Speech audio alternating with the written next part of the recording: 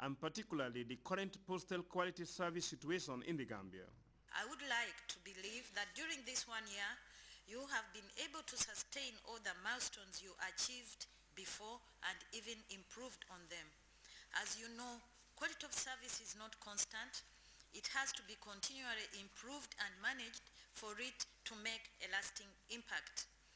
At this juncture, I would like to draw your attention to the Doha Postal Strategy, the Global Roadmap for Postal Services, which was recently adopted by the UPU member countries at the 25th UPU Congress in Qatar.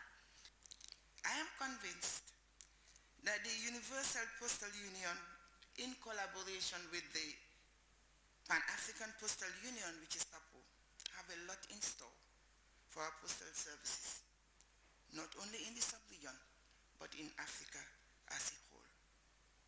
I would like to take this opportunity to thank these two organizations for the laudable initiatives they've been undertaking and are still undertaking and will continue to undertake for the development agenda of this vital social service.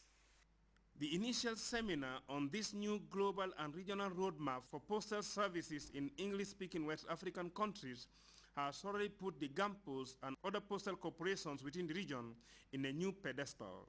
This follow-up seminar is expected to further harness the goal of the roadmap, ensuring efficiency and effective operation of the international postal network in the physical, electronic, and financial spheres.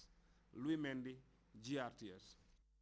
And back to our earlier mentioned press release from the Office of the President, His Excellency the President, Sheikh Professor Alhaji Dr. Yahya AJJ Jammeh, is with the pleasure to present surprise packages to the following institutions: University of the Gambia, State Guards, Kanilai Institute of Science and Technology, Gambia Senior Secondary School, Armitage Senior Secondary School, Brikamaba Senior Secondary School, Gambia Armed Forces, the Gambia Police Force, Customs, National Intelligence Agency, National Drug Enforcement Agency, Gambia Prison Services, Gambia Fire and Rescue Service, Gambia Immigration Department, the Royal Victoria Teaching Hospital, School of Nursing, and the Judiciary.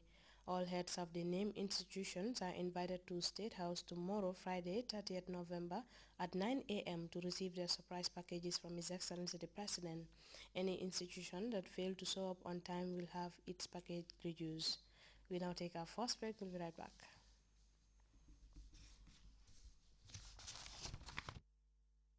The American Chamber of Commerce, AmCham, the Gambia, will be holding its second annual business dinner on Friday, November 30, 2012 at 7:30 p.m. at the Sheraton Hotel Resort and Spa, Brufut Heights, the Gambia. The theme for this year is Trade and Tourism with the United States of America. Keynote speakers are the Honorable Minister of Trade, Industry and Employment, Honorable Keba Toure, the Honorable Minister of Tourism and Culture, Honorable Fatumas Diop Njai, His Excellency the U.S. Ambassador to the Gambia, Mr. Edward M. Elfort, and the Chief Executive Officer of the Gambia Investment and Export Promotion Agency, Mrs. Fatou Mbenga Jallo. Main sponsor, Gam Petroleum Company Limited. Co-sponsors, Gambia Bird and Ecobank Gambia Limited. For more information, please call 357-6000, 7523-648 or 9677-323.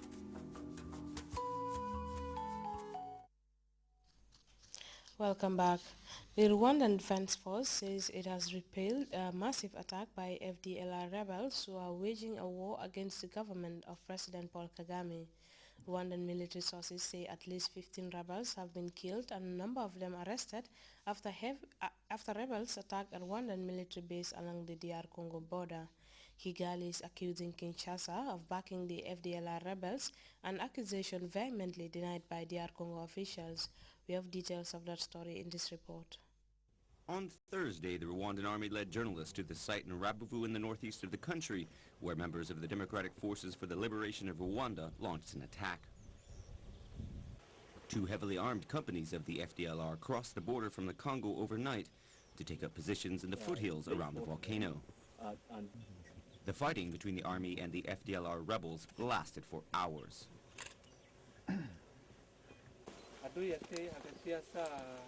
The attack began in the morning, around 4 a.m. My men were in the area and were quickly alerted We reacted immediately.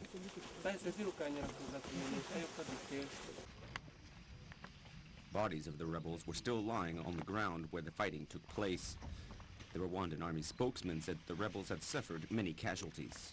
At Muti defense alone, more than 15 people 15 FDR were killed, 5 were on the ground, 7 were evacuated, carried by the FDR. Those were the civilians. The Rwandan army also took 2 rebels prisoner. But the military did not say if any of its soldiers were killed or wounded. The attack by Hutu rebels based in the Congo has been confirmed by the representative of the Joint Verification Mechanism of the Rwandan and Congolese border. He went to the site of the fighting at the invitation of the Rwandan government. What we can confirm from yesterday and today is that the FDLR did attack Rwandan army positions. Kigali accuses the Congolese government of supplying the FDLR rebels with arms. But the Congolese authorities say that this is a lie to cover up the fact that Rwanda is backing the M23 rebels. And Rwanda, in turn, denies the allegations. Syrian rebels appear to have dealt a major blow to Bashar al-Assad's regime. Since Tuesday night, they claim to have shot down 1 military plane and government helicopters, and that could bolster their battle against the regime, which has carried out a relentless bombing. The claims of success followed the capture of key Syrian Air Force installation last week, and rebel fighters reported finding more than 300 Soviet-era anti-aircraft missiles, heavy machine guns, rockets, and even tanks. Anti-aircraft weapons in the hands of rebels is no doubt a frightening prospect for regime pilots. Despite increasing danger, many have no choice but to follow orders, as we hear in this report by CNN's Nick Petronwals. Regime air bases and military outposts have fallen daily. Rebels now focusing on besieging the bases from where the regime projects its brutal force. That's put Bashar al-Assad's vital air power under the most pressure yet. They've killed many civilians, yet are these rebel advances affecting them? We asked pilot Mohammed Faris, known to Syrians as their first man in space. A teacher to many Syrian pilots at a key academy, he defected in August. In Istanbul, he told us pilots would only bomb civilian areas indiscriminately if ordered to. It is destruction for the sake of destruction.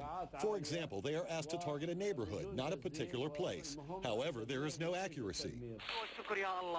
Random destruction that makes capture the worst fate for a helicopter's crew, this one caught by extremists. It's unclear what happened to them. But life on some air bases, we're told, is also terrifying. The fear of defection means pilots' families are held as a sort of hostage while they fly. The problem isn't how many planes work, it's how many pilots are left that are trusted to fly. They are held captive on their bases, some even with their families, so they are not able to defect. There is a large number who the regime does not trust to fly in case they escape with the plane to neighboring countries. Rebels say gains bring new weapons, like these surface-to-air missiles, probably seized from the regime. Here, near Aleppo on Tuesday, they appear to be launched to devastating effect, though it's hard to prove. But damaging too are the constant bombing runs these aircrafts have made. They need spare parts and, as winter sets in, will be increasingly disabled by something as simple as bad weather. A plane has a set number of hours that it can fly, so the recent increase in their use decreases the hours they have left in their lifespan. When there is rain, clouds, and fog in winter, it affects the planes and the pilots. The type of planes we have aren't able to bomb so well in bad weather. Difficulties that give rebels a chance in winter to speed their march on Damascus. These men capturing another base too close to its center for regime comfort. After months of stalemate, the narrative of this war finally changing.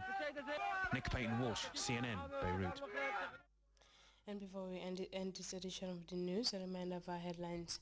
President Jammeh has made new ministerial appointments, moving Balagaba Jahumpa to the Ministry of Health, whilst Modu Akibayo takes over as the Minister of Regional Administration, Lands and Traditional Rulers. Cabinet have met to discuss the Rio Plus 20 main conference, the fifth